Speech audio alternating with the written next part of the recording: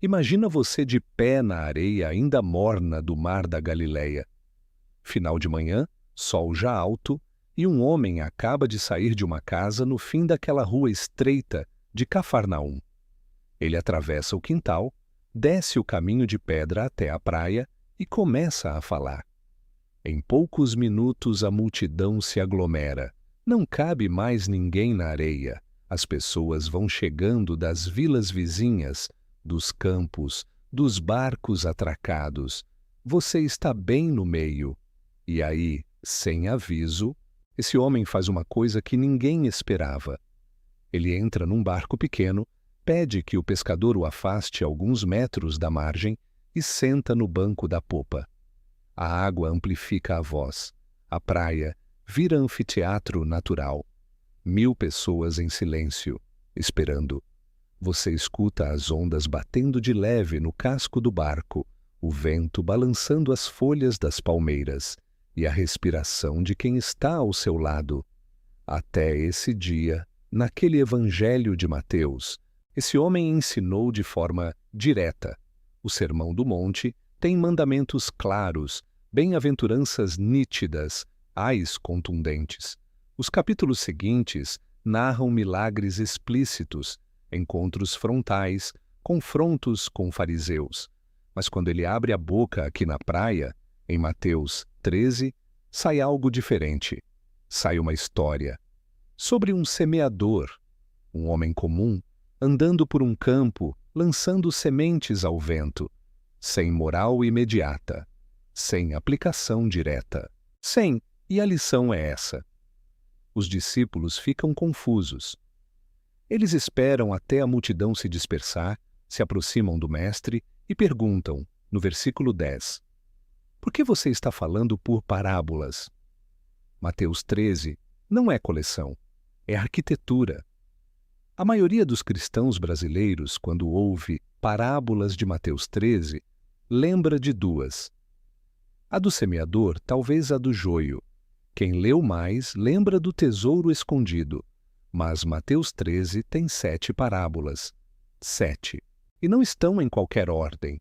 E não aparecem em qualquer ponto do Evangelho.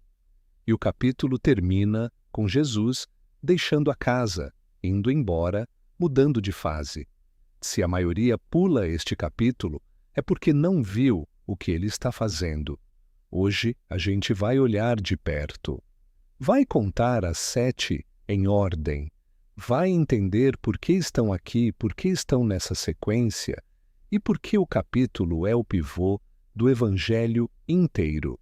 Se você chegou até aqui, é porque sente que tem alguma coisa escondida nesse capítulo. Faz parte da gente que se reúne para estudar Bíblia de raiz. Deixa um comentário com a parábola que você mais lembra de Mateus 13. Compartilha esse vídeo com alguém da sua igreja, do seu grupo, da sua casa. Se inscreve no Raízes Bíblicas para não perder a continuação dessa série. E que Deus te abençoe na sua caminhada essa semana. Vamos! Para você sentir o peso de Mateus 13, precisa entender uma coisa sobre quando isso acontece. Estamos por volta do ano 28 ou 29 da nossa era, cerca de 1 ano e meio antes da crucificação. Jesus já tem 18 meses de ministério público. Os milagres se tornaram públicos demais. As multidões cresceram demais. E os fariseus, no capítulo anterior, no capítulo 12 do mesmo Evangelho, acabaram de cometer o que o próprio Jesus chamou de pecado contra o Espírito Santo. Eles atribuíram a obra dele ao demônio. Disseram que ele expulsava demônios pelo poder de Beelzebu. Mateus 12 é o ponto onde a liderança religiosa de Israel rejeita formalmente quem é Jesus. E Mateus 13 é o capítulo seguinte. Não é coincidência. A geografia importa também. Estamos nas margens do Mar da Galileia, perto de Cafarnaum, base operacional de Jesus durante boa parte do ministério galileu. A Galileia daquela época era região de mistura.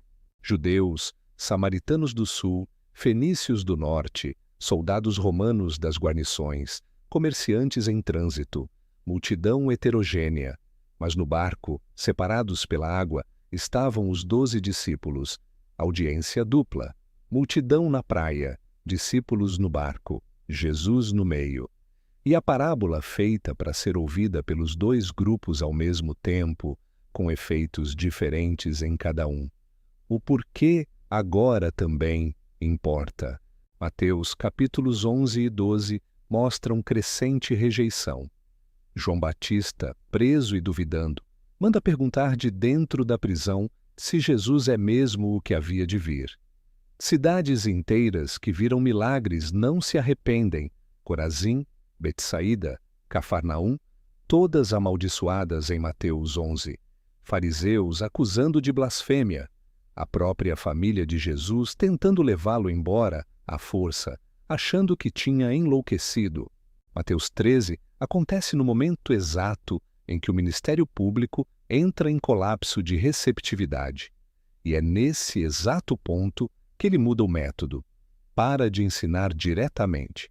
Começa a ensinar por parábolas. Não é improviso, é resposta pastoral. Aqui está a função estrutural única do capítulo, e essa é a parte que muita gente não nota.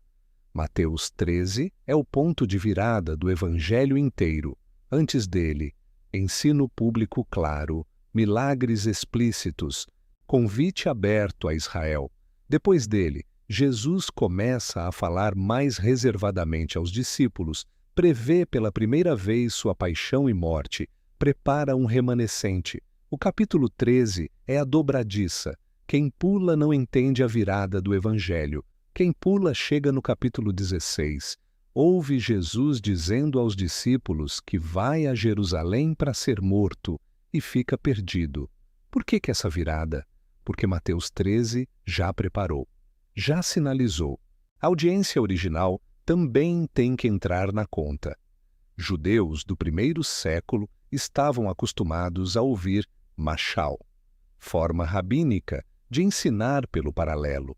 Os rabinos das escolas de Hillel e Shammai usavam machalim diariamente. Quando algum mestre queria explicar a Torá, contava uma história curta de comparação. Não era novidade. Mas Jesus faz uma coisa que rabino nenhum daquela época fazia. Ele diz que a parábola tem uma função dupla: revelar para uns, esconder para outros. Mateus 13, 11 a 13. Isso não é machal comum, isso é machal apocalíptico, tem peso escatológico. Separa quem ouve com ouvidos do reino de quem só passa pela vida tropeçando no óbvio. E uma coisa que era óbvia para eles e é opaca para nós. Para um camponês galileu daquele tempo, semear era trabalho da semana passada. A imagem do semeador atirando sementes ao vento, das pedras escondidas sob terra fina, dos espinheiros nativos da Palestina. Era cotidiano puro. Não era ilustração que pedia esforço imaginativo. Era espelho. A parábola não pedia que eles imaginassem outro mundo. Pedia que ouvissem o cotidiano deles com ouvidos novos. Para você sentir o peso disso, é como se hoje alguém te contasse uma história sobre fila de supermercado. Você não precisa imaginar, você sabe. A palavra grega que aparece pela primeira vez em Mateus, de forma técnica, é parabole. E Mateus 13 é o capítulo do Evangelho inteiro que mais usa essa palavra. 12 ocorrências num único capítulo. Antes de Mateus 13, o evangelista mencionou parabole uma única vez, e essa única vez foi no versículo 3 desse mesmo capítulo. Depois de Mateus 13, ela volta esparsa no resto do Evangelho. 12 ocorrências num só capítulo é o sinal arquitetônico mais claro que Mateus podia dar. Este é o capítulo das parábolas. Tudo aqui é peça desse mesmo edifício. E, por fim, o detalhe que a maioria passa reto na hora de ler. O capítulo termina com Jesus deixando aquele lugar. Versículo 53. Ele sai da praia, sai de Cafarnaum, vai embora para sua terra, que é Nazaré, e é rejeitado pela própria cidade, Um profeta não tem honra na sua terra, ele diz, citando provérbio antigo. E o evangelho muda de tom. Mateus 13 não é só conjunto de histórias soltas. É despedida narrativa de uma fase do ministério. É portão. Aí vem a pergunta central que organiza o capítulo inteiro. Por que Jesus, no momento exato em que a rejeição cresce, escolhe começar a falar por parábolas? Em português, a gente traduz parabole como parábola e pensa numa história curta, com moral no fim, tipo fábula de Esopo, lebre e tartaruga, cigarra e formiga. Mas o original é parabole, e parabole não significa exatamente isso. Presta atenção na palavra que ele escolhe. Etimologia de parabole, paravoli no grego, para mais balo, para significa ao lado. Balo é lançar, jogar. Parabole é literalmente jogar ao lado, colocar duas realidades lado a lado para que a verdade da segunda emerja do contraste com a primeira. Não é alegoria onde cada elemento tem código fechado, onde cada folha do espinheiro significa exatamente uma denominação cristã. Não é nada disso, é comparação aberta. O semeador na praia é colocado ao lado do reino, e o reino aparece, por contraste, por paralelo, por sobreposição. Fonte: Novum Testamentum Graece, 28ª edição, Mateus 13, 3. E vem o background hebraico que Mateus está convocando aqui. Parabole é a palavra que a Septuaginta, a tradução grega do Antigo Testamento, feita por judeus de Alexandria entre os séculos III e II a.C., usa para traduzir machal. E machal é palavra densíssima no AT hebraico. Aparece logo no primeiro versículo do livro de Provérbios, Mishle de Salomão. Aparece em Ezequiel 17, 2, quando Deus manda o profeta propor um machal à casa de Israel.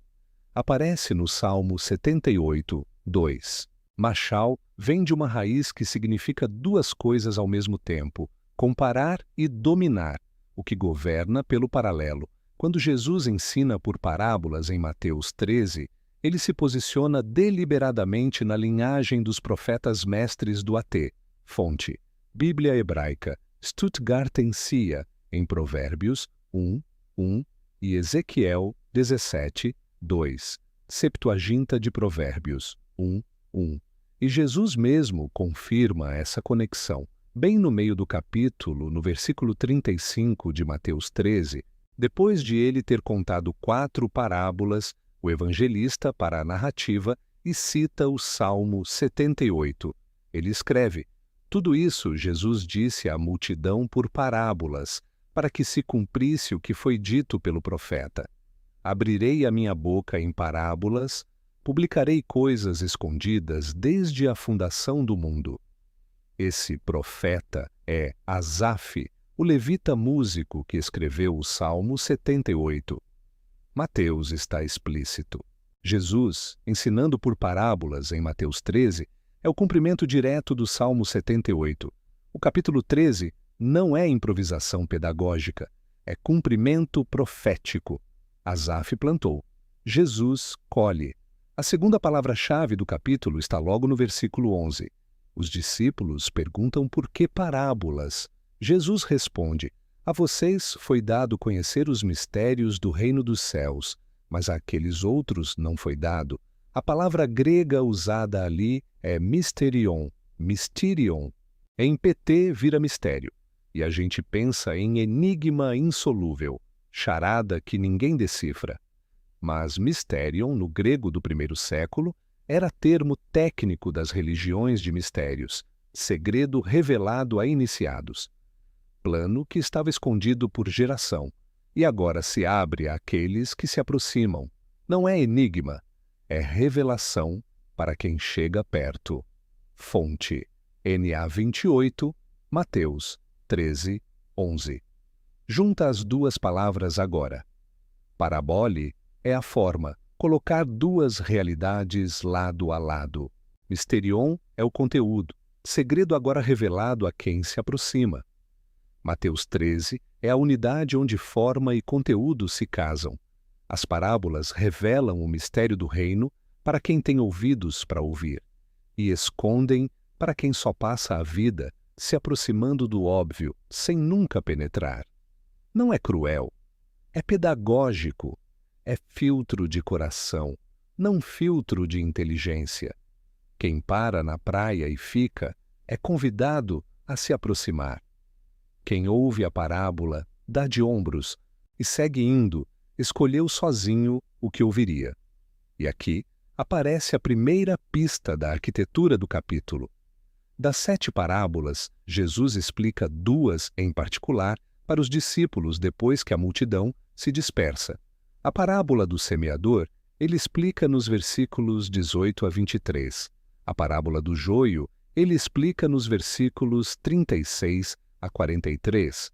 As outras 5, mostarda, fermento, tesouro, pérola, rede, ele apenas conta e segue. Por que essas 2? E só essas 2? Porque essas 2 são as parábolas-chave que abrem o sistema inteiro. Quem entende essas 2, entende as outras 5 como derivações. Isso já é arquitetura. Segura esse detalhe. Daqui a pouco a gente vai ver a coisa toda. Vamos percorrer as 7 em ordem agora. Parábola 1. O semeador. Mateus 13, 3 a 9. Com explicação nos versículos 18 a 23. Um homem sai a semear. Sementes caem em 4 tipos de solo: à beira do caminho, em terreno pedregoso de pouca terra, entre espinhos sufocantes e em terra boa. Foco da parábola: a recepção da palavra do reino. 4 tipos de coração. Mas atenção a um detalhe: Jesus chama essa parábola de a parábola no versículo 18. Com artigo definido, ele diz: ouvi vocês a parábola do semeador. Não é uma parábola entre várias. É a parábola, a chave que abre o sistema. Quem não entende essa, não vai entender nenhuma outra. Olha o que o texto está fazendo aqui. Parábola 2. O joio entre o trigo. Mateus 13, 24 a 30. Explicação nos versículos 36 a 43. Um homem semeia bom trigo no seu campo. Inimigo vem à noite, enquanto todos dormem, e semeia joio entre o trigo. As 2 plantas crescem juntas. Os servos perguntam ao dono se devem ir arrancar o joio. O dono diz: não, deixem crescer juntos até a colheita. Na hora da ceifa, eu separo. Foco da parábola: a coexistência de reino e mundo, de trigo e joio, até o juízo final. Esta é a segunda parábola que Jesus explica em particular. Junto com o semeador, formam o par-chave que abre o capítulo todo. A coexistência é o estado normal do mundo, até a colheita. Não é problema a resolver na história. Reino e contra-reino crescem juntos até o fim. Parábola 3. O grão de mostarda. Mateus 13, 31 e 32. A menor das sementes, diz Jesus, quando cresce, vira a maior das hortaliças. Pássaros do céu fazem ninho nos seus ramos. Foco da parábola: o crescimento desproporcional do reino. Começa minúsculo, termina enorme. Mas aqui a primeira coisa importante de notar: pássaros nos ramos é eco direto de Daniel 4 e Ezequiel 17. Em Daniel 4, a árvore enorme com pássaros no topo é o império da Babilônia. Em Ezequiel 17, a árvore com pássaros é a casa de Davi restaurada. Quando Jesus diz que o reino vira árvore com pássaros, ele está usando linguagem profética antiga. Está dizendo: o reino começa minúsculo e termina império. Império universal. Da semente menor, árvore maior do que a Babilônia. Parábola 4. O fermento. Mateus 13, 33. Uma mulher pega fermento, esconde em 3 medidas de farinha e tudo levedou. Foco da parábola: o crescimento interno e oculto do reino. Não cresce só para fora, como a mostarda. Cresce também por dentro, transformando a massa toda. E aqui um detalhe que escapa para muita gente.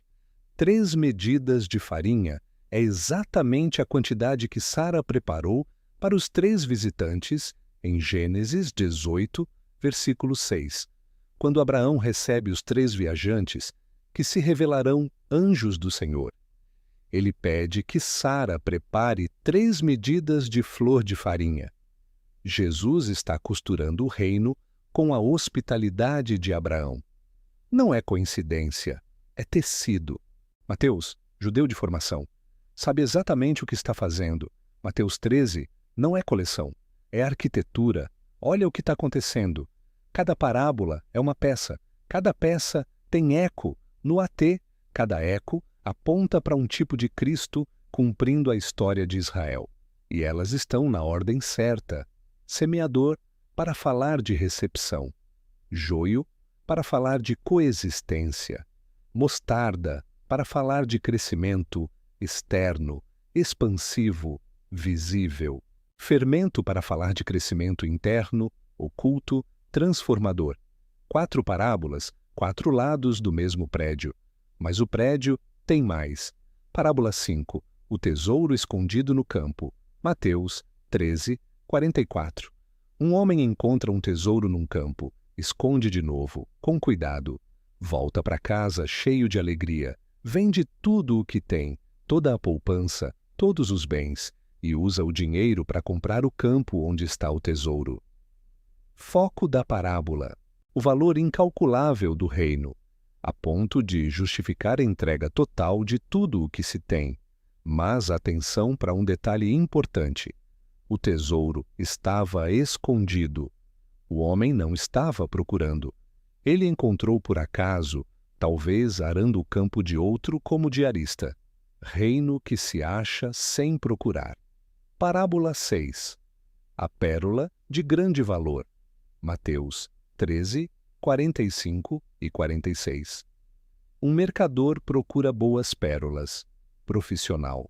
Vai a feiras, a mercados, examina pérolas a vida toda, acha uma de altíssimo valor, vende tudo o que tem e compra. Foco da parábola: o valor incalculável do reino, novamente, mas com um ângulo diferente. Repara, tesouro, parábola 5, é reino que acha sem procurar. Pérola, parábola 6, é reino achado por quem procurou a vida toda. 2 formas de encontrar o mesmo reino, 2 portas de entrada. O texto está cobrindo todos os ângulos da resposta humana. Parábola 7. A rede. Mateus 13, 47 a 50. Uma rede grande lançada ao mar. Recolhe peixes de toda espécie. Quando está cheia, é puxada para a praia. Os pescadores se sentam, separam os bons em vasos, os maus jogam fora. Foco da parábola: o juízo final. Separação na consumação. E olha o que está fazendo aqui. Esta parábola fecha o ciclo com o tema com que a parábola 2 abriu. Joio e trigo coexistem na lavoura até a ceifa. Bons e maus coexistem na rede até o desembarque. Inclusio, estrutura literária semita clássica, abrir e fechar com o mesmo tema. Mateus está te dizendo que viu o que estava montando. Mateus 13 não é coleção, é arquitetura. Olha de longe agora. Olha o capítulo inteiro de uma só vez. 7 parábolas, em 3 pares e uma central que fecha. Semeador e joio falam de recepção e coexistência. A introdução do capítulo. Mostarda e fermento falam de crescimento externo e interno, o desenvolvimento. Tesouro e pérola falam de resposta, reino encontrado e reino procurado, as 2 formas de entrega. E a rede fecha tudo com separação final. O juízo é vitrine cuidadosamente montada. Cada peça em seu lugar, cada par com seu tema. E o número 7 não foi aleatório. O número 7, em Mateus, tem peso. Mateus é o evangelista mais judeu dos 4. Ele escreve para uma comunidade messiânica de origem judaica, em Antioquia ou na Síria, provavelmente, na década de 80 do 1º século. e judeus do Segundo Templo conheciam 7 como número de plenitude cultual. 7 dias de criação em Gênesis, 7 dias de consagração de Arão e seus filhos para o sacerdócio em Levítico, capítulo 8, versículo 33. 7 dias para que estivessem completamente consagrados. 7 bênçãos no templo, 7 trombetas, 7 anjos, 7 selos no livro do Apocalipse. 7 parábolas em Mateus 13 não é decorativo, é declaração silenciosa. O ministério de ensino do Messias está completo. Como Arão consagrado em 7 dias, Jesus consagra o ensino do reino em 7 parábolas. Mateus, evangelista mais judeu, certamente não escolheu 7 por acaso. Mateus 13 não é coleção, é arquitetura. E quando você vê isso, 3 coisas mudam. Primeira, você nunca mais vai ler uma parábola isolada das outras 6. Cada uma é peça de um sistema, e fora do sistema, perde metade do significado. Segunda, você entende por que Jesus deixou a casa no versículo 53 e foi embora. O ensino público chegou ao fim. Agora começa a viagem para Nazaré, depois a viagem para Jerusalém, depois a cruz. Mateus 13 fechou uma fase. Terceira, você entende por que a maioria dos cristãos pula este capítulo. Porque ler uma parábola por vez é confortável. Ler as 7 em arquitetura exige parar, voltar, mapear, anotar. Custa mais, recompensa mais. E uma nota final sobre cumprimento antes de aplicar tudo isso à sua semana. Mateus 13, 35 é a citação explícita do Salmo 78, 2. Salmo 78 é longo. Tem 72 versículos. É a história de Israel contada como machal, desde a saída do Egito, desde o deserto até a escolha de Davi como rei. É revisão histórica em forma de canção. Quando Jesus ensina por parábolas em Mateus 13, ele se posiciona como o Asaf escatológico, o profeta cantor que conta a história de Israel chegando ao Messias. Salmo 78 prepara machal. Mateus 13 cumpre parabole. AT planta a semente. NT mostra a árvore. Então o que isso tem a ver com você hoje, numa segunda-feira às 7 da manhã, abrindo a Bíblia antes de sair para o trabalho? Aplicação 1. Prática. Na próxima vez que você for ler Mateus 13, leia o capítulo inteiro de uma sentada só. Não pegue o semeador e pare. Não pule para o tesouro. Leia as 7 em ordem do versículo 1 ao versículo 53. Você vai ouvir o capítulo respirar como obra única. Vai notar o ritmo das transições. Vai sentir a montagem. Vai ver os pares se formando. E vai entender por que Mateus colocou tudo aqui, no meio do Evangelho, no momento exato em que o ministério público de Jesus muda de fase. 15, 20 minutos de leitura corrida, com calma, vale mais do que 10 devocionais do mês. Aplicação 2. Vida. O capítulo te ensina algo sobre como o reino chega na sua vida. Às vezes ele chega como tesouro escondido. Você não estava procurando e encontrou. Era uma quarta-feira qualquer e algo aconteceu. Às vezes chega como pérola. Você procurou a vida toda. Examinou opções, tentou de tudo, até que acha. Às vezes parece pequeno como mostarda, começo minúsculo, fé que cabe na ponta do dedo. Às vezes você nem vê o trabalho, como fermento na massa de farinha, transformando por dentro sem dar sinal. E sempre, sempre, ele cresce junto com o joio. A coexistência é o estado normal até a colheita. Você não precisa arrancar todo o joio do mundo hoje. O dono da terra disse que cuida disso, na hora certa. E aqui vai uma imagem para fechar. Imagina uma vitrine antiga de joalheria daquelas do centro velho da cidade. Você passa apressado, indo para o trabalho, e vê de relance 7 relógios expostos, lado a lado, na vitrine. À primeira vista, 7 relógios diferentes.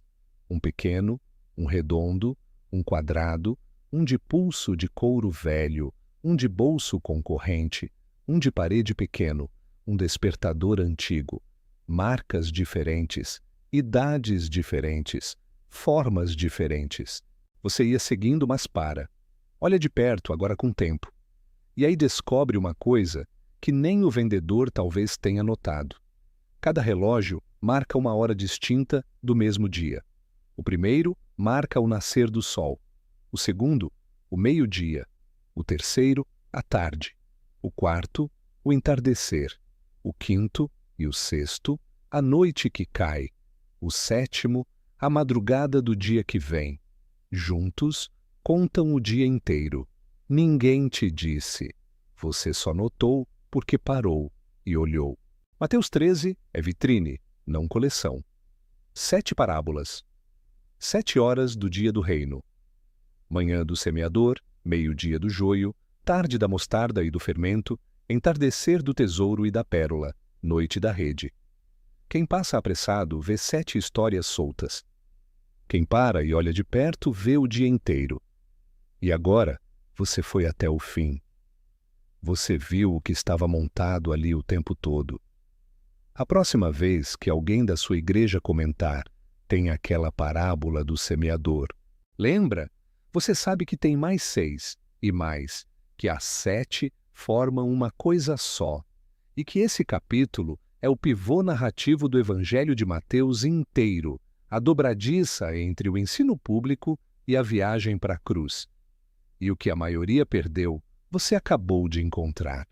Obrigado por ter chegado até aqui. Capítulo denso, eu sei.